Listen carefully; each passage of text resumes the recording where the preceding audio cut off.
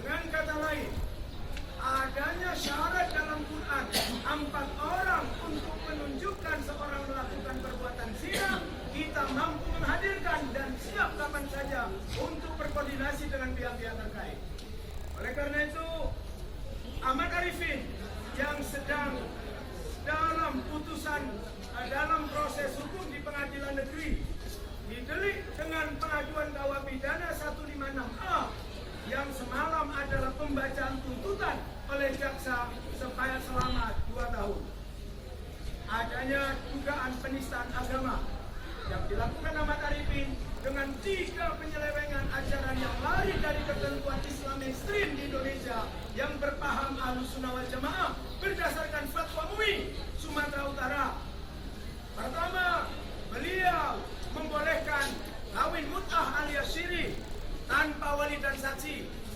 2 ibu yang sedang kami bawa kemari adalah Ibu Ati yang anak biologis dengan Ahmad Arifin telah berusia 19 tahun dan dia tidak pernah akui, bahkan ditelantarkan tanpa nafkah sepotong roti pun. Beliau mengais rezeki dengan segala keterbatasan. Ahmad Arifin lihat istananya di Jalan Karya Bakti bernaung dalam lembaga suci tarekat.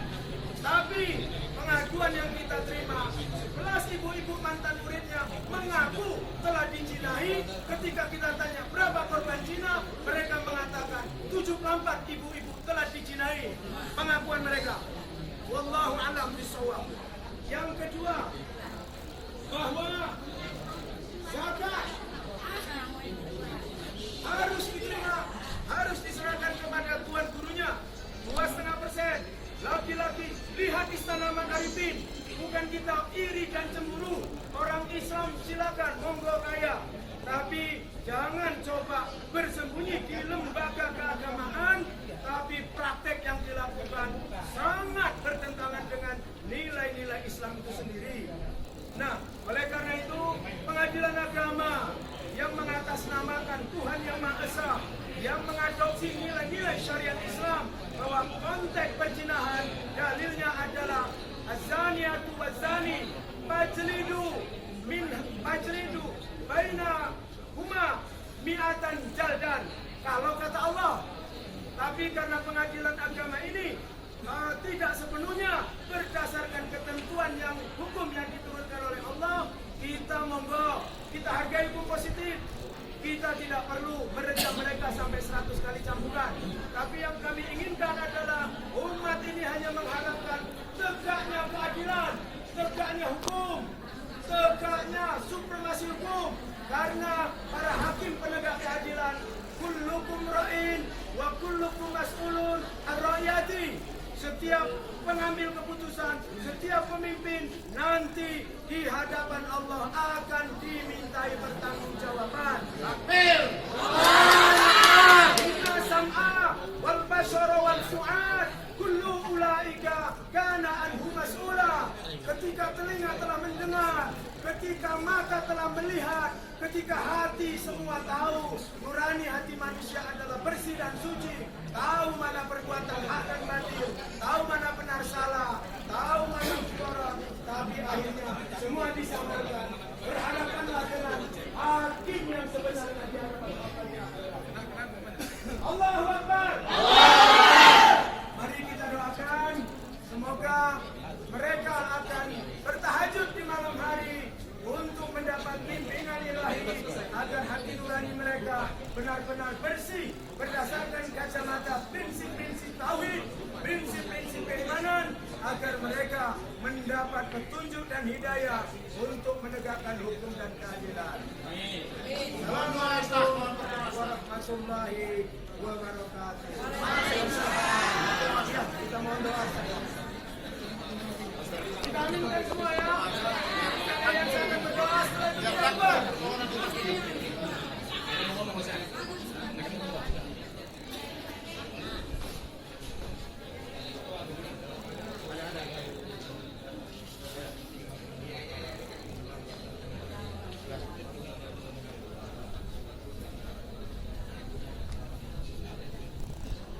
Saudara-saudara,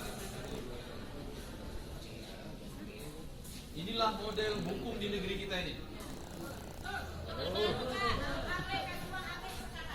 Tidak ada keadilan kalau tidak dengan tekanan. Bagaimana kita tidak menduga-duga ada sesuatu di balik ini semua?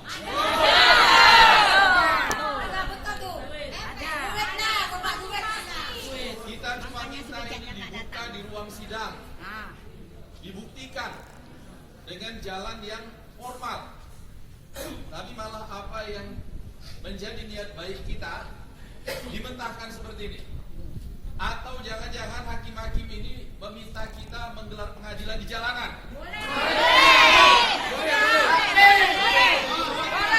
Siapa hakimnya? Atau kita cari hakimnya?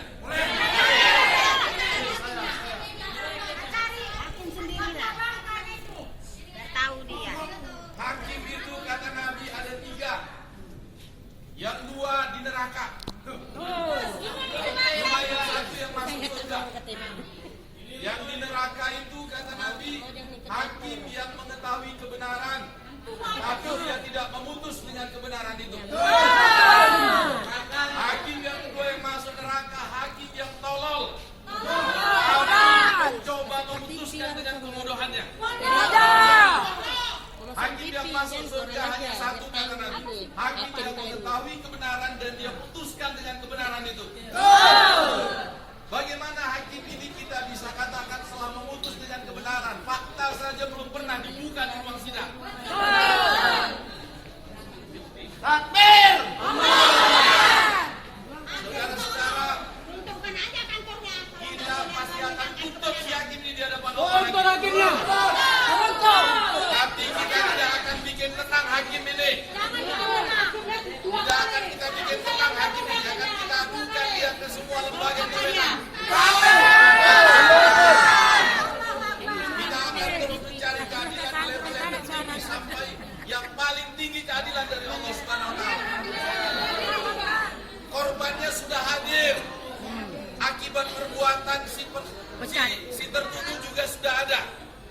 Tapi bagaimana bisa kasus ini ditutup sedemikian rupa? Jadi kemana lagi kita dicari keadilan? Kita berdoa sama Allah, aminkan. Amin. Ya Allah, beri petunjuk orang-orang yang masih menginginkan petunjuk. Allah, ya Allah, hancurkan orang-orang yang tak menginginkan petunjuk. Hancurkan hakim-hakim yang zalim. Hancurkan hakim-hakim yang tak mampu berbuat adil. Beri kekuatan kepada korban untuk mendapatkan keadilan. Amin. Amin. Amin. Amin.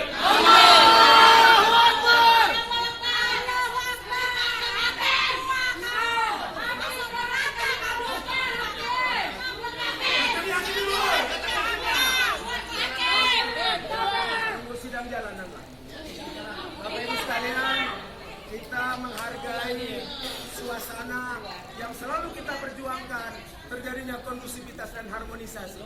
Meskipun ada kalanya kita harus mendesak, menekan untuk tegaknya hukum dan keadilan dengan cara kita setelah pendekatan koordinatif, pendekatan diplomasi, sampai kepada pendekatan hukum, semuanya telah ditumpat keran-keran.